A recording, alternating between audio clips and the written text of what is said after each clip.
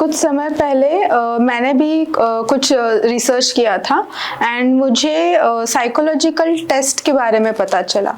तो आप हमारे दर्शकों को बताइए कि साइकोलॉजिकल टेस्ट होता क्या है एंड इसके बेनिफिट्स क्या है। बहुत ही इंपॉर्टेंट क्वेश्चन पूछा आपने। एक्चुअली साइकोलॉजिकल टेस्ट जो होते हैं ये एक साइंटिफिकल मेथड है जिससे हम बच्चे के behaviour, personality, potential, intelligence, mental state इसको टेक्निकली समझ सकते हैं कि वो अभी बच्चा क्या फील कर रहा है, कौन से इमोशनल जोन में है, और उस साइंटिफिकल तरीके को यूज करके किसी भी बच्चे के अंदर बदलाव ला सकते हैं। इसलिए बहुत ही इंपॉर्टेंट है ये। अब इसमें अलग अलग टाइप के टेस्ट होते हैं, जैसे पेपर पेंसिल टेस्ट है, कंप्यूटर टेस्ट है, परफॉर्मेंस टेस्ट है, ऐसे बहुत सारे टेस्ट होते हैं। उस टेस्ट के जरिए टेक्निकल वे से हम बच्चे की एक्चुअल पर्सनालिटी को पहचान सकते हैं। वो जो कुछ भी बिहेव कर रहा है उस बिहेवियर का अभी उसके दिमाग में क्या चल रहा है उसकी साइकोलॉजी अंडरस्टैंड कर सकते हैं, और उसकी तरीके से अगर उसको हम कुछ टूल्स एंड टेक्निक्स अगर देंगे तो बच्चे के अंदर 100% रिजल्ट आ सकता है। इसलिए साइकोलॉजिकल टेस्ट बहुत ही इंपॉर्टेंट है। तो यही सारी चीजें एग्जैक्टली हम हमारे 360 डिग्री पेरेंटिंग अप्रोच में सिखाते हैं। ओके, तो सर ये 360 डिग्री पेरेंटिंग अप्रोच है क्या? देखिए 360 पेरेंटिंग अप्रोच एक्चुअली क्या है कि ये एक मम्मी पापा के लिए एक होलिस्टिक अप्रोच है जिसके अंदर मम्मी पापा बच्चे के साइकोलॉजी को, बच्चे के फिजियोलॉजी को, बच्चे के मेंटलिटी को, बच्चे के इमोशंस को, बच्चे के बिहेवियर को, बच्चे के पर्सनालिटी को, उसके व्यक्तित्व को चारों तरफ से सभी एंगल से समझते हैं और उसको समझ के उसके पर्सनालिटी को निखारने में हेल्प करते हैं। ओके। और ये अप्रोच सिर्फ स्टडी और डिसिप्लिन के लिए लिमिटेड नहीं है। ये अप्रोच से बच्चे की पर्सनालिटी, बच्चे का बिहेवियर, बच्चे का इंटेलेक्चुअल, बच्चे का सोशल अप्रोच, ये सारी चीज़ों के ऊपर ये काम करता है और साथ ही साथ पेरेंट को भी सेल्फ ग्रो होने में हेल्प करता है। ओके। अब ये 360 पेरेंटिंग के कुछ मुख्य पहलू हैं, जैसे कि सबसे पहले आता है इमोशनल बाउंडिंग। बच्चे के साथ इमोशनल बाउंडिंग कैसे करें। सेकंड चीज है इफेक्टिव कम्युनिकेशन। कम्युनिकेशन तो सभी कर लेते, लेकिन इफेक्टिव वे से कम्युनिकेट कैसे करें ताकि 360 अप्रोच हमको मिले, ये उसमें आता है। उसके बाद आती है तीसरी चीज डिसिप्लिन और इंडिपेंडेंस बैलेंस। मतलब डिसिप्लिन भी होना चाहिए और बच्चे को इंडिपेंडेंस भी देना चाहिए। उसको महसूस होना चाहिए एक इंडिविजुअल एंटिटी हूँ और मुझे भी एज अ पर्सन करके लोग एक्सेप्ट कर रहे हैं। तो ये चीज किस तरीके से वो चीज आती है। फोर्थ चीज होती है एकेडमिकल एंड प्रैक्टिकल नॉलेज। मतलब बच्चे को एकेडमिक के साथ में अलग अलग स्किल्स भी सीखने होते हैं, वो किस तरीके से बच्चों को कराएं, ये भी चीज उसके अंदर आती है। उसके बाद साइकोलॉजिकल अंडरस्टैंडिंग, जिसके अंदर हम बच्चे के साइकोलॉजी को सही तरीके से समझकर उसे बड़ा होने में, उसे ग्रो करने में हम हेल्प कर सकते हैं। बीइंग अ रोल मॉडल, उसके अंदर हम खुद इस तरीके से बिहेव करते हैं ताकि हमारा बिहेवियर देख के बच्चे भी हमें रोल मॉडल समझे, ना कि दूसरे किसी लोगों को, और हमें देख के बच्चे सीखे और अच्छा लाइफ में ग्रो करें, कि उसको हमारे मॉरल्स भी समझे, वैल्यूज भी उसको समझे और एथिक्स भी उसे सही तरीके से समझ में आना चाहिए। उसके बाद है सोशल एंड डिजिटल अवेयरनेस। मतलब सोशली जो कुछ बिहेव कर रहा है और साइकोलॉजिकली प्लस उसके साथ में डिजिटल अवेयरनेस। अब डिजिटल अवेयरनेस क्यों जरूरी है, तो आज हम देख रहे हैं बच्चे से, हमने इसके पहले बात की मोबाइल एडिक्शन के बारे में, तो जो डिजिटल अवेयरनेस है ये पेरेंट में आना बहुत जरूरी है कि बच्चे को क्या दिखाए और क्या ना दिखाए। इसके लिए बहुत सारे ऑप्शंस है वो हम यूज कर सकते हैं, वो किस तरीके से करना है ये सारी चीजें उसमें सिखाई जाती है। और उसके बाद आता है सेल्फ ग्रोथ, जो कि सबसे इंपॉर्टेंट है। मतलब बच्चा तो डेवलप हो ही रहा है, लेकिन साथ साथ एज अ पेरेंट हम भी डेवलप हो रहे हैं। पेरेंटिंग के जरिए से हमें भी समझ में आ रहा है कि हमारी पेरेंटिंग में कहाँ गलती हो गई थी। जब हम बच्चे थे तो हम किस तरीके से ग्रो हो गए, हमारी साइकोलॉजी हमें समझ में आती है, हमारी बीवी की साइकोलॉजी हमें समझ में आती है, हमारे घर में जितने भी लोग हैं उनकी साइकोलॉजी समझ में आती है, साथ ही साथ बच्चे की भी साइकोलॉजी समझ में आती है। Understanding each and every person psychology, जैसे हम जॉब कर रहे हैं, वर्किंग है, या फिर बाकी सोसाइटी में जो कुछ भी लोग हमें देखते हैं, मिलते हैं, हमारे फ्रेंड्स हो, रिलेटिव्स हो, इन सब की साइकोलॉजी को हम अंडरस्टैंड कर सकते हैं, समझ सकते हैं कि उनके दिमाग में क्या चल रहा है, वो क्या एक्सपेक्ट कर रहे हैं, वो क्या हमसे चाह रहे हैं, क्या बोलना चाह रहे हैं। हम सबकी साइकोलॉजी को समझ सकते हैं, इवन हमारी भी, हमारे बच्चों की भी, हमारे फैमिली की तो हो गई, उसके साथ में हम बाहर के सभी लोगों की साइकोलॉजी समझ सकते हैं। ये है 360 डिग्री पेरेंटिंग अप्रोच। इस अप्रोच के कई फायदे हैं, जैसे कि बच्चों का होलिस्टिक डेवलपमेंट होती है, माता पिता और बच्चों के अंदर बहुत सही अंडरस्टैंडिंग हो जाती है, इससे बच्चे में कॉन्फिडेंस आता है, कोई भी प्रॉब्लम को सॉल्व कैसा करें वो समझ जाते हैं और इमोशनली मैच्योर्ड बच्चे बन जाते हैं। और सबसे इंपॉर्टेंट इसमें मम्मी पापा को उनकी जो पेरेंटिंग स्टाइल है या फिर बच्चों को जो डेवलप करना है वो किस तरीके से करें ये एग्जैक्टली समझ में आता है। प्लस मम्मी पापा को अपने आप को और अपने पार्टनर को और बेहतर बनाने में, अच्छे रिलेशनशिप बाउंडिंग में हेल्प होती है। तो यही सारी चीजें होती है 360 डिग्री पेरेंटिंग अप्रोच में। ओके। तो जैनुद्दीन जी, क्या आप 360 डिग्री पेरेंटिंग अप्रोच से बच्चों के बिहेवियर में बदलाव ला सकते हैं? डेफिनेटली, क्यों नहीं, जरूर बदलाव ला सकते हैं। क्यों मैं इतना श्योर हूँ? क्योंकि इसके अंदर सिर्फ हम जैसे हम यूट्यूब पे देखते हैं कोई प्रॉब्लम को अगर हमने लिया तो सिर्फ वहाँ पे हमको वो प्रॉब्लम का सोल्यूशन मिलता है, लेकिन वो मेरे बच्चे के लिए सही है क्या, ये कोई चेक नहीं करता। फॉर एग्जाम्पल मैं आपको यहाँ पे बताना चाहूंगा कि जैसे हम डॉक्टर के पास जाते हैं, डॉक्टर के पास जाने के बाद डॉक्टर ऐसा करता है कि आपको उसने डोर पे देखा और सडनली डायरेक्ट अंदर ले लिया और डायरेक्ट इंजेक्शन दे दिया, हाँ आप अभी ठीक हो गए चले जाओ, ऐसा करता है? नहीं। डॉक्टर क्या करते हैं, पहले आपको आते बिठाते, आपको क्या करते हैं, टेस्ट करवाते हैं, आपको पूछते हैं क्या इशू है, क्या प्रॉब्लम है, किस वजह से हुआ था, कल क्या खाया, परसों क्या खाया, ये सारी वो पूरी हिस्ट्री लेते हैं। उसके बाद कुछ टेस्ट रिफर करते हैं आपको, टेस्ट रिफर करने के बाद उसको देखकर सही तरीके से वो बीमारी का डायग्नोस करते हैं और उसके बाद दवाई देते हैं, फिर वो इंजेक्शन हो, गोली हो, सलाइन हो, जो कुछ भी हो, राइट। उसी तरीके से जब हम यूट्यूब पे कुछ वीडियोस देखते हैं तो वहाँ पे सिर्फ हमें सोल्यूशन मिल रहा है, पर क्या वो सोल्यूशन मेरे बच्चे के लिए अप्लाई है? यहाँ पे हर एक बच्चा अलग होता है, हर एक इंसान अलग है, हर एक बच्चा इंडिविजुअल है। हर एक इंसान की आँख का रेटिना अलग होता है, जबान के टेस्ट बर्ड अलग होते हैं, उनके फिंगरप्रिंट्स अलग होते हैं, तो बच्चे कैसे सेम हो सकते हैं? तो उनकी साइकोलॉजी भी अलग अलग होती है। तो जो बच्चा उस समय में क्या फील कर रहा है, उसके प्रॉब्लम्स क्या है, उसके इश्यूज क्या है, इसे हम ऑथेंटिक साइकोलॉजिकल टेस्ट से समझ सकते हैं, उसे डायग्नोसिस कर सकते हैं और उसी के बाद उसको एग्जैक्टली क्या प्रॉब्लम है और वो प्रॉब्लम का सोल्यूशन क्या है, ये उससे निकल सकता है। और वो यही एग्जैक्टली चीज 360 पेरेंटिंग अप्रोच में होती है कि जिसके अंदर बच्चे के पहले साइकोलॉजिकल टेस्ट ली की जाती है, उसके क्या प्रॉब्लम्स उसको समझा जाता है, पेरेंट की भी टेस्ट की जाती है और उनके पेरेंटिंग अप्रोच को, पेरेंटिंग स्टाइल को समझा जाता है और उसको अभी किस तरीके से हम सुधार सकते हैं, बिहेवियर में चेंज ला सकते हैं, उसके हम रेमेडीज देते हैं कि किस तरीके से उसे सही किया जाए। और वो जब यूज करते हैं तो 110% बच्चे के अंदर बदलाव आ सकता है। ओके। तो फिर आपको क्या लगता है, पेरेंटिंग आर्ट्स है या साइंस है? देखिए, अभी पेरेंटिंग जो है ये आर्ट्स और साइंस दोनों का बैलेंस है। साइंस किस तरीके से, तो पेरेंटिंग जो हम सिखाते हैं जिसके अंदर 360 डिग्री अप्रोच हमने जो बात की अभी, जिसके अंदर हम साइकोलॉजिकल टेस्ट जो प्रूवन है, जो ऑथेंटिक है, वो टेस्ट के जरिए से बच्चे का डायग्नोसिस करते हैं और वो डायग्नोसिस करके किस तरीके से उसको अप्लाई करना, ये आर्टफुली सिखाते हैं, राइट। एक एग्जांपल मैं यहाँ पे देना चाहूंगा आपको, जैसे कि आप कुम्हार, आपको सबको पता है, जो मटके वगैरह बनाता है ना, ठीक है। तो वो क्या करता है जनरली, वो साइंस और आर्ट्स दोनों का यूज करता है। कैसे? वो क्या करेगा, सबसे पहले एक चाक लेगा, व्हील लेगा जो कि राउंड होगा, साइंटिफिक, उसके बाद में एक सही डायरेक्शन में उसको घुमाएगा, सही स्पीड में उसको घुमाएगा, उसके ऊपर जो मट्टी रखेगा, ठीक है, वो कोई भी जनरल मट्टी नहीं होगी, वो स्पेसिफिक जो मट्टी होगी जो उससे वो बर्तन बन सकता है, वही वो मट्टी होगी। उसके बाद सही मात्रा में उसके अंदर पानी डालेगा, उसका गोंद बनाएगा, उसके बाद उसके ऊपर रखेगा और सही डिग्री में, सही स्पीड में उसको घुमाएगा। ये पूरा साइंटिफिक स्टूल हो गए। उसके बाद में उसमें आर्ट्स क्या है, तो वो किस तरीके से उसे हाथ से प्रेशर कर रहा है, कम दबा रहा है, ज्यादा दबा रहा है, कैसा शेप दे रहा है, ये उसकी कला है, उसकी आर्ट है। वो छोटी भी चीज बना सकता है, बड़ी भी चीज बना सकता है, खूबसूरत बना सकता है, जैसे चाहे वो शेप में उसको ढाल सकता है। तो ये उसकी आर्ट है, राइट। तो ये साइंस भी और आर्ट भी है। उसी तरीके से पेरेंटिंग के अंदर भी साइकोलॉजिकल टेस्ट एक साइंटिफिक टेस्ट होती है और उसको किस तरीके से अप्लाई करना, ये पूरी आर्ट्स होती है। तो साइंस और आर्ट्स, ये दोनों का बैलेंस 360 डिग्री पेरेंटिंग अप्रोच में हम लोगों को सिखाते हैं। ओके। कई बार ऐसे होता है कि पेरेंट्स को समझ नहीं आता है कि उनके बच्चों को प्रोफेशनल काउंसलिंग की ज़रूरत है। अभी पेरेंट्स कैसे पहचाने कि यही सही समय है कि बच्चों को काउंसलिंग की ज़रूरत है? एग्जैक्टली, देखो, बच्चे को सबसे बेहतर तरीका है पहचानने का, उसका ऑब्जर्वेशन करना। हम बच्चे के जो डे टू डे लाइफ का उसका जो रूटीन है, उसमें हम उसको बच्चे को ऑब्जर्व करके समझ सकते हैं कि भाई क्या इशू हो रहा है, क्या प्रॉब्लम हो रहा है। हर मम्मी पापा को अपने बच्चे के बारे में डिटेलिंग पता होती है, right. जब वो जो रेगुलर जो नेचुरल बिहेवियर है उसके अलावा कुछ अलग कर रहा है, अकेला बैठ रहा है, ज्यादा बात कर रहा है, ज्यादा हंस रहा है या फिर कुछ अलग बिहेवियर करने की कोशिश कर रहा है, तो एज अ मम्मी हमको इमीडिएट समझ में आता है उसके बिहेवियर में चेंज हो रहा है। तो उस केसेस में, या फिर वो ज्यादा शांत रह रहा है, कुछ बातें छुपा रहा है, कुछ बातें बोल नहीं रहा।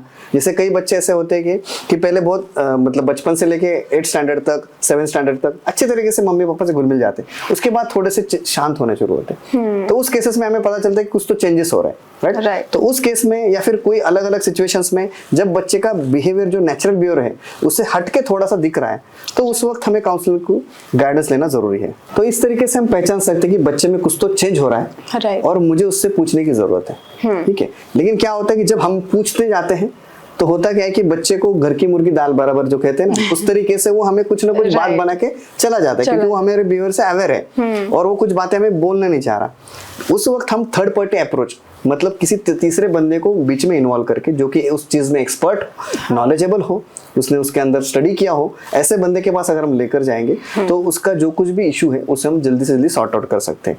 अब ये चीज करना जरूरी क्यों है कि ऐसा एक कहावत है कि prevention is better than cure. मतलब कुछ प्रॉब्लम होने से पहले ही अगर हमें उसे समाधान मिल जाएगा, हम उसके प्रिवेंशन पे काम करेंगे तो आगे के जो बड़े प्रॉब्लम्स है वो नहीं आएंगे। इसलिए एक्सपर्ट काउंसलर की सलाह लेनी जरूरी भी है, और जब भी हमें समझ में आए चीज तब हमें उसे अप्लाई करना चाहिए। हमारे समाज में अभी भी पेरेंट्स बच्चों को काउंसलर के पास ले जाने से हिचकिचाते हैं, तो मतलब इसके पीछे रीजंस क्या है?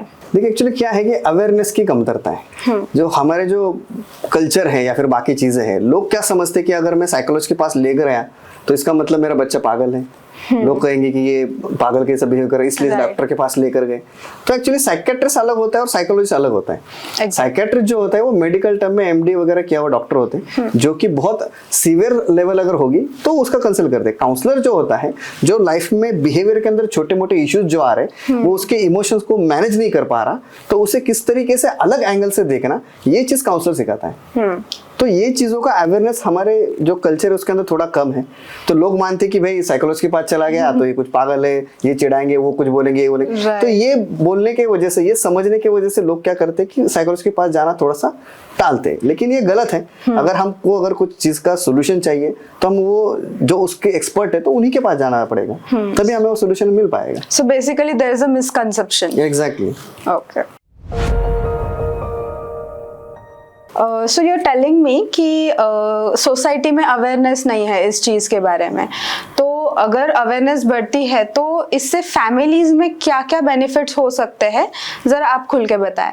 देखिए अवेयरनेस नहीं है ऐसा नहीं है, बहुत सारे लोगों को अवेयर है लोग, लेकिन वो हिचकिचाते हैं जाने के लिए। हाँ, दूसरी बात ये है कि जिनको पता ही नहीं है, ठीक है, ऐसे भी काफी लोग हैं। राइट। दोनों टाइप के लोग हैं, जिनको पता है, जिसको पता नहीं है। जिसको पता है वो भी थोड़ा सा हिचकिचाते हैं, और इसका फायदा ये होता है कि जब हम अगर किसी एक्सपर्ट की सलाह लेते हैं तो हम सही तरीके से हमारे फैमिली को समझ सकते हैं। देखो कई बार कैसा होता है कि आपके घर में अगर जो ऑडियंस है या फिर वो सब लोग देख रहे हैं, ये भी मतलब उसको रिलेट कर पाएंगे कि खुद के घर में कई बार ऐसा होता है कि हम चाहते बीवी सुधरे, हाँ। बीवी चाहते हैं हस्बैंड सुधरे, हस्बैंड चाहता है बच्चे सुधरे, बच्चे चाहता है कि मम्मी पापा दोनों सुधरे, और सभी लोग एक दूसरे को सुधारने के पीछे लगे हुए हैं। किस तरीके से? कोई डांट कर, कोई चिल्ला कर, कोई प्यार से, मोहब्बत से, या फिर आखिर एंड ऑप्शन ऊपर वाले से दुआ करके भाई ये हमारे हस्बैंड को सुधारो, हमारे बीवी को सुधारो, या फिर बच्चों को सुधारो। हर कोई दूसरे को सुधारने के पीछे लगा है, लेकिन हर कोई दूसरे का एंगल देख रहा है, खुद का एंगल नहीं देख रहा। मिसेस को लगता है कि हस्बैंड गलत है, हस्बैंड लगता है मिसेस गलत है, लेकिन दोनों का एंगल से देखेंगे तो दोनों सही है। तो वो थर्ड एंगल देने के लिए, जैसे हम कहते हैं बर्ड व्यू, वो देने के लिए हमें क्या करना पड़ेगा? किसी एक्सपर्ट की सलाह लेनी पड़ेगी। और ये अवेयरनेस अगर बढ़ेगी और लोग एक्सपर्ट के पास चले जाएंगे तो उनका उनके लाइफ की तरफ देखने का जो एंगल है, जो दृष्टिकोण है, वो कंप्लीटली चेंज हो जाएगा। जो टेंशन में फैमिली है वो हैप्पी फैमिली में कन्वर्ट हो जाएगी। राइट। ताकि उसको हस्बैंड को बीवी को अप्रोच समझेगा, बीवी को हस्बैंड को अप्रोच समझेगा, बच्चों की साइकोलॉजी समझेगी, हर एक दूसरे की साइकोलॉजी को समझेगा। और जब सबकी साइकोलॉजी समझ में आएगी तो सारा प्रॉब्लम ही सॉर्ट आउट हो जाएगा। इसलिए हर एक फैमिली को 100% इसकी बेनिफिट है। ऐसा नहीं कि सिर्फ पेरेंटिंग के बारे में बोल रहा हूँ तो पेरेंटिंग में ही बच्चे की सिर्फ बच्चे के लिए काम करना है, ऐसा नहीं है। ये 360 डिग्री अप्रोच ही यही कहता है कि हर एक इंडिविजुअल पर्सन में डेवलपमेंट होनी चाहिए। राइट। साइकोलॉजी ऐसी कहती है कि कोई इंसान गलत नहीं होता, हर इंसान सही होता है, क्योंकि हर एक का अपना एंगल है, हर एक का अपना दृष्टिकोण है। एग्जैक्टली। सिर्फ हमें वो दृष्टिकोण पहचानने नहीं आता, तो वो कौन आपको समझा सकता है? तो ये काउंसलर, एक साइकोलॉजिस्ट आपको सही एंगल आपको दे सकता है कि भाई ये चीजें हैं। और वो अगर समझ में आती है तो फैमिली ऑब्वियसली हैप्पी बनेगी, तो इसका फैमिली को बहुत ज्यादा फायदा हो सकता है। आजकल के बच्चे बहुत स्मार्ट होते हैं, तो उनके पर्सनैलिटी को शेप करने में पेरेंट का एग्जैक्ट रोल क्या होना चाहिए? देखो सबसे ज्यादा और बड़ा रोल जो होता है वो पेरेंट का होता है। हम कहते हैं कि स्कूल वालों ने बिगाड़ा है, हम कहते हैं दोस्तों ने बिगाड़ा है ना, हम करते बाहर के लोग अच्छे नहीं है, बाहर का माहौल अच्छा नहीं है। बच्चा सबसे ज्यादा कनेक्टेड पेरेंट से होता है, घर में होता है। घर में जिस तरीके से मैंने 6 आपको बताए थे पेरेंटिंग का हेक्सागन जो मैंने आपको बताया था, जिसके अंदर मैंने ये चीज बताई कि सबसे पहले बच्चे का एनवायरनमेंट सही होना चाहिए, बच्चे का एक्सपीरियंस बच्चे को सही तरीके से देने चाहिए, बच्चे को इम्यूलेट करने के लिए हमें अच्छे तरीके से रोल मॉडल करना चाहिए, बच्चे को सही एफर्ट्स करने के लिए हमें देना चाहिए, बच्चे को इमोशंस सही कनेक्ट करना चाहिए हमें, उसके बाद में एजुकेशन सही तरीके से देनी चाहिए। इन सभी चीज़ों का बैलेंस करके अगर हम वो ये सारे बैलेंस कैसे करिए, अगर हम सीखें और बच्चों को सिखाएं तो 100% बच्चे के अंदर चेंजेस हम ला सकते हैं। ओके। तो एज अ पेरेंट हमारा रोल ये है कि पहले तो हम खुद की साइकोलॉजी समझें, उसके बाद बच्चे की साइकोलॉजी समझें और दोनों को समझते हुए हम उसके साथ डील करें। ओके। अगर हम सीख के अगर सिखाएंगे तो बच्चे 100% चेंज हो सकते हैं, क्यों नहीं चेंज होंगे।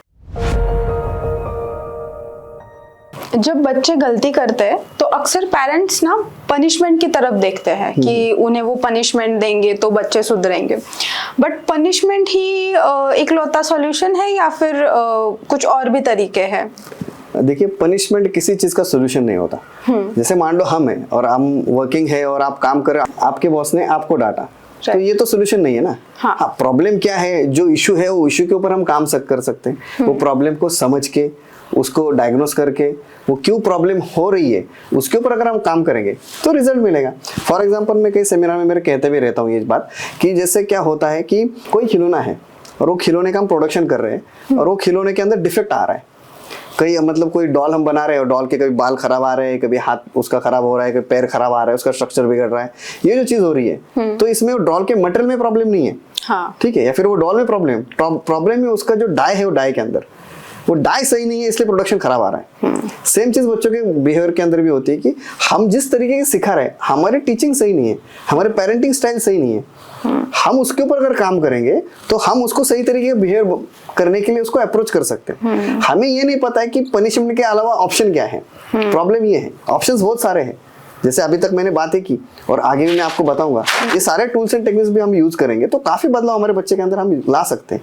लेकिन सबसे पहले एज अ पेरेंट हमको वो सीखना पड़ेगा कि उसके प्रॉब्लम को कैसे समझूं, राइट, ना कि डायरेक्ट उसको पनिशमेंट करूं। वो अगर कुछ बिहेवियर कर रहा है तो उसके पीछे कुछ ना कुछ साइकोलॉजी है, उसके पीछे उसकी कुछ ना कुछ बिलीफ्स है, उसके पीछे उसके कुछ ना कुछ इमोशंस जुड़े हुए हैं। तो वो क्या है, वो बिहेवियर करने के पीछे का रीजन क्या है। जैसे मैंने आपको कहा था जब मैंने स्टार्टिंग में कि मेरे बेटे ने जो कुछ बिहेव किया तो मैं थोड़ा शॉक हो गया जी। तो फिर वो उसके पीछे की जो साइकोलॉजी वो मैंने ढूंढ के निकाली, उस पर काम किया तब मुझे रिजल्ट मिला। उसी तरीके हर एक पेरेंट ने जो बच्चा कुछ भी बिहेव कर रहा है, बैड हो गुड हो, जो कुछ भी बिहेवियर है, तो उसके पीछे की साइकोलॉजी को समझना बहुत जरूरी है। राइट। हम साइकोलॉजी को समझ नहीं पाते, अंडरस्टैंड नहीं करते, इसलिए तो हम रिएक्ट करते। जैसे मियाँ बीवी के झगड़े होते, बीवी एक कहना चाहती है, हस्बैंड एक कहना चाहता है और दोनों के दोनों रिएक्शन में लगे हुए, दोनों कोई भी समझने के लिए तैयार नहीं कि तुम क्या कहते हो, मैं क्या कहता हूँ, तुम्हारा एंगल है, मेरा एंगल है, शायद ऐसा हो सकता है। तो सोल्यूशन मिलेगा, सोल्यूशन 100% मिलता है, लेकिन उसके लिए हमें उसकी साइकोलॉजी को समझना पड़ेगा। वो समझ के हुए अगर हम करेंगे तो पनिशमेंट की जरूरत नहीं है। राइट। तो पनिशमेंट का दूसरा एंगल ये है कि बच्चे की साइकोलॉजी को समझो, उसके इमोशंस को समझो और उसके हिसाब से उसको टैकल करो। तो पनिशमेंट करने की जरूरत ही नहीं है। ओके। बच्चों के बिहेवियर पैटर्न को पहचानने के लिए कोई प्रैक्टिकल तरीका है जिनसे हम उनके चैलेंजेस में हेल्प कर सकते हैं? देखिए, सबसे बेहतर ऑप्शन होता है बच्चे का ऑब्जर्वेशन। ऑब्जर्वेशन के जरिए से हम एग्जैक्ट पहचान सकते हैं कि बच्चे के बिहेवियर में क्या चेंज हो रहा है, और वो अगर हम पकड़ पाएंगे तो सारे प्रॉब्लम सॉर्ट आउट हो जाते हैं। जनरली हो क्या रहा है कि पेरेंट अपने डे टू डे लाइफ में इतना बिजी है कि उसके बच्चे के पास देखने का टाइम नहीं है। वो इतना बिजी है उसके मोबाइल में कि बच्चा क्या कर रहा है, क्या क्वेश्चन लेके आया, क्या प्रॉब्लम लेके, वो उसके लिए उसके पास टाइम नहीं है। हम बच्चों के लिए टाइम नहीं निकाल पा रहे। ये सबसे बड़े प्रॉब्लम्स हो रहे हैं। हम हमारी दुनिया में ही अटके हुए। हम अगर ऑब्जर्वेशन करना सीख जाएंगे, देखो पहले कैसा था, पहले घर में 10-10 बच्चे रहते थे, आज एक ही बच्चा है। 10 बच्चे रहते थे, 10 अलग अलग एज के बच्चे रहते थे, फिर भी मम्मी उसको पूरा ऑब्जर्व कर सकती थी, वो करती थी ऑब्जर्वेशन, और कौन से बच्चे में क्या प्रॉब्लम है, किसको क्या जरूरी है, किसको भूख लगी है, किसको क्या नीड है, सबके नीड को आइडेंटिफाई करती थी और वो आइडेंटिफाई करके वो सोल्यूशंस प्रोवाइड करती थी। आज क्या हो रहा है, एक ही बच्चा है लेकिन काम इतने हैं कि वो बच्चे के पास ध्यान देने टाइम नहीं है। तो हम ऑब्जर्वेशन नहीं कर रहे, इसलिए हमें उसके सोल्यूशंस नहीं मिल रहे, या फिर वो प्रॉब्लम ही नहीं मिल रहा कि एक्चुअली प्रॉब्लम बच्चे कर क्यों रहा है। तो ऑब्जर्वेशन एक बहुत ही अच्छा टूल है जो हम इजी वे में डे टू डे लाइफ में अपना सकते हैं। इसके लिए कुछ सीखने या सिखाने की जरूरत है नहीं। ओके। 360 डिग्री पेरेंटिंग में टेक्नोलॉजी का क्या रोल है एंड क्या टेक्नोलॉजी के बारे में पेरेंट्स को भी अवेयर होना चाहिए? 100%। देखिए आजकल पूरा टेक्नोलॉजी का जमाना है Right. और मराठी में ऐसा कहते हैं कि टेक्नोलॉजी है ना दूधारी तलवार है ना। दूधारी तलवार मतलब दोनों साइड से उस कॉर्ड को शार्प है वो, तो मतलब उसका यूज करेंगे तो बहुत अच्छा भी है और बहुत बुरा भी है। राइट। तो फिर कैसे यूज करना है एज अ पेरेंट हमें पहले अवेयर होना पड़ेगा। इसके लिए बच्चों को जो टेक्नोलॉजी हम दिखा रहे हैं, जो बता रहे हैं, उसका हमें अगर नॉलेज होगा। देखिए बहुत सारे सेटिंग्स होते हैं मोबाइल के अंदर, ठीक है। बहुत सारे सेटिंग्स करके हम बच्चे के लिए कोई जो कुछ दिखाना है, मतलब जो एज ग्रुप का बच्चा है उसके लिए वो लॉक भी लगा सकते हैं, ताकि बच्चा जब उसके हाथ में मोबाइल जाए तो फिर वो जो अप्रोप्रिएट देखना चाहते हैं वही चीजें उसे दिखे। Right. ठीक है, ऐसे कई सेटिंग्स होते हैं, कई एप्स होते हैं, बहुत सारी चीजें होती है। लेकिन पहली बात है कि पेरेंट इस चीज से अवेयर नहीं है। पेरेंट अगर ये चीज समझेंगे और सीखेंगे तो क्या होगा कि हम अप्रोप्रिएट तरीके से बच्चों को डेवलप करने में हेल्प करें, क्योंकि गैजेट को हम छोड़ नहीं सकते। जो कोविड का पीरियड था सबने गैजेट यूज किया, सबने ऑनलाइन क्लासेस ली। अभी तो उसका इतना बढ़ गया कि आज सब कुछ चीजें ऑनलाइन चल रही है। तो फिर ऐसी चीजों में बच्चों को मोबाइल देना ही आपको। स्कूल भी पीडीएफ उनकी पढ़ाई का जो है स्टडी का मोबाइल के ऊपर भेज रहे, सारी चीजें मोबाइल पे आ रही है। तो मोबाइल टेक्नोलॉजी तो उसको यूज करनी ही करनी है, लेकिन वो करते वक्त वो सिर्फ वही कर रहा है कि दूसरा कुछ चीजें कर रहा है। तो इसका अवेयरनेस हमें होना चाहिए। और वो अगर हम समझते होंगे टेक्नोलॉजी को सही तरीके से, तो फिर हम बच्चों के लिए सही तरीके से प्लेटफॉर्म क्रिएट कर सकते हैं, एनवायरनमेंट क्रिएट कर सकते हैं, ताकि हम चाह रहे बच्चे जो देख रहे वही बच्चा देखे, राइट। जो वो चाह रहे वो ना देखे, राइट। इसके लिए क्या करना चाहिए कि हमें पहले अवेयर होना चाहिए। तो अवेयरनेस बहुत ही जरूरी है टेक्नोलॉजी का। ओके। अक्सर देखा जाता है कि पेरेंट्स अपने बचपन के एक्सपीरियंस को अपने बच्चों पर अप्लाई करते हैं, तो क्या ये अप्रोच सही है? बिल्कुल भी सही नहीं है। देखो कैसा है, हर एक का एक्सपीरियंस अलग अलग है। जैसे मैंने इसके पहले भी बताया कि हर इंसान अलग है, हर बच्चा अलग है, हर एक की साइकोलॉजी अलग है। जैसे मैंने फिजिकल टर्म में बताया कि हर एक के फिंगरप्रिंट्स अलग है, हर एक की टेस्ट बर्ड अलग है, हर एक का आई का रेटिना अलग है। उसी तरीके बच्चे की साइकोलॉजी भी अलग है। एक घर में दो बच्चे रहेंगे कि दोनों की साइकोलॉजी अलग होती है। जुड़वा बच्चे होगी तो दोनों बच्चे की भी साइकोलॉजी अलग होती है, राइट। तो फिर उनके जमाने में उस वक्त जो चीजें हो गई थी वो अगर ये जमाने में अगर हम यूज करेंगे तो इसे जनरेशन गैप कहेंगे। हाँ। क्योंकि अभी की जनरेशन अलग है, तभी की जनरेशन अलग है। वो टाइम में सिचुएशन अलग थी, सिनेरियो अलग था। उस टाइम में खाने के लिए इतने प्रोडक्ट्स अवेलेबल नहीं थे। हम बोल रहे बच्चे फास्ट फूड खा रहे हैं, अभी वो चीजें अवेलेबल है। हम बोल रहे मोबाइल में ज्यादा गेम्स खेल रहे। हमारे वक्त तो मारियो था कि कॉइन डाल के हम खेलते थे, या फिर छोटी छोटी वीडियोस गेम्स थी पुरानी, वो हम खेलते थे। वहां पे हमारी एंगेजमेंट होती थी, उसके लिए भी हम कितनी कोशिश करते थे। वैसे बच्चों के लिए अभी तो बहुत सारे प्लेटफॉर्म्स अवेलेबल है, तो बच्चे वो चीजें कर रहे हैं। तो फिर उनको हमें एज ए पेरेंट क्या करना है कि जो पुराने एक्सपीरियंस है वो उनके ऊपर यूज करके फायदे। इसमें एक था परमिसिव पेरेंटिंग, जिसके अंदर पेरेंट्स क्या करते हैं, बच्चों को सारी चीजें अवेलेबल करके देते हैं। भाई मुझे नहीं मिला तो तू ले, मुझे डांस करना था, डांस क्लास लगाना था, मुझे वो नहीं मिला डांस का, तू डांस को जा। मुझे कराटे सीखने थे, मुझे कराटे नहीं खेलने, उस वक्त फाइनेंशियल कंडीशन नहीं थी या फिर करने अवेलेबल नहीं था, लोग ले जाने के लिए क्लास को नहीं थे, भाई मैं तेरे लिए तू कर। तो मैं जो कुछ भी मेरे एक्सपेक्टेशंस थे या फिर जो भी मुझे एक्सपीरियंस मिला वो सारा बच्चे के ऊपर लाद देते। तो ये गलत तरीका है पेरेंटिंग का। बच्चे की अभी की रिक्वायरमेंट, उसकी सोच, उसकी साइकोलॉजी, उसको जो रिसोर्सेस अवेलेबल है, इन सारे चीजों को ध्यान में रखते हुए बच्चे को पेरेंटिंग करना जरूरी है।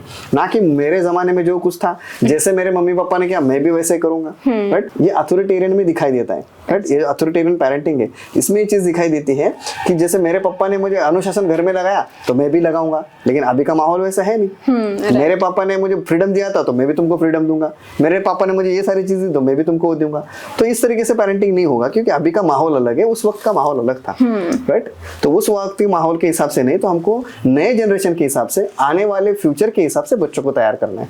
क्योंकि आने वाला जो माहौल है, टेक्नो वर्ल्ड है, आगे की दुनिया किस तरीके से होगी, जॉब अपॉर्चुनिटीज कैसे कैसी होगी, लोगों का एक्सपीरियंस कैसे कैसे होगा, इस सारी चीजों को समझते हुए, आगे की साइकोलॉजी को समझते हुए हमें बच्चों को फ्यूचर के लिए बनाना है, right. ना कि पास्ट और प्रेजेंट के लिए। Exactly. तो फिर वो उसको नजर रखते हुए हमको बच्चों के ऊपर पेरेंटिंग करना पड़ेगी, ना कि पुरानी स्टाइल अप्लाई करना चाहिए। माय लास्ट क्वेश्चन, अगर आप पेरेंट्स को उनकी पेरेंटिंग जर्नी बेटर बनाने के लिए अगर एक एडवाइस देना चाहें तो वो क्या होगी? तो मैं इतना ही कहना चाहूँगा कि हर एक पेरेंट ने अपने बच्चों को समझने की कोशिश करना चाहिए, उसे बदलने की नहीं। क्योंकि जब तक हम बच्चों को समझेंगे नहीं तो फिर हम उसे सही तरीके से उसे ट्रीट ही नहीं कर पाएंगे। तो बच्चे को समझना बहुत ही ज़रूरी है, इमोशनल वे से, साइकोलॉजिकल वे से, सारे एंगल से बच्चे को समझे, वो क्या एक्सपेक्ट कर रहा है उसको समझे और उसके हिसाब से अप्रोप्रिएट अगर आप बिहेवियर करोगे तो कोई भी चीज का प्रॉब्लम नहीं होगा, बच्चे बहुत बेहतर बनेंगे, आपकी पेरेंटिंग जर्नी बहुत अच्छी होगी। Thank you so much sir for sharing this mind blowing insights with us. सच में मैंने भी ये सारी चीज़ें पहली बार सुनी एंड आई एम श्योर कि ऑडियंस ने भी ये सारी चीज़ें पहली बार सुनी होगी। ये नॉलेज पेरेंट्स को 360 डिग्री पेरेंटिंग अडॉप्ट करने में एंड अपने बच्चों के फ्यूचर को सही करने में बहुत हेल्प करेगा। जब आपने इतने कम समय में इतनी वैल्यूएबल इंफॉर्मेशन हमारे साथ शेयर की तो आई एम वेरी क्यूरियस, आपका फ्री वेबिनार कितना लाइफ चेंजिंग होगा पेरेंट्स के लिए। इसी के साथ हमारा ये पॉडकास्ट यही समाप्त होता है। अगर आपको पॉडकास्ट का ये एपिसोड अच्छा लगा एंड आपको इससे बहुत सारी चीजें सीखने को मिली तो please do like, share and comment अगर कोई डाउट्स हो। एंड सर का अपकमिंग फ्री वेबिनार जल्दी आ रहा है, just stay tune for that.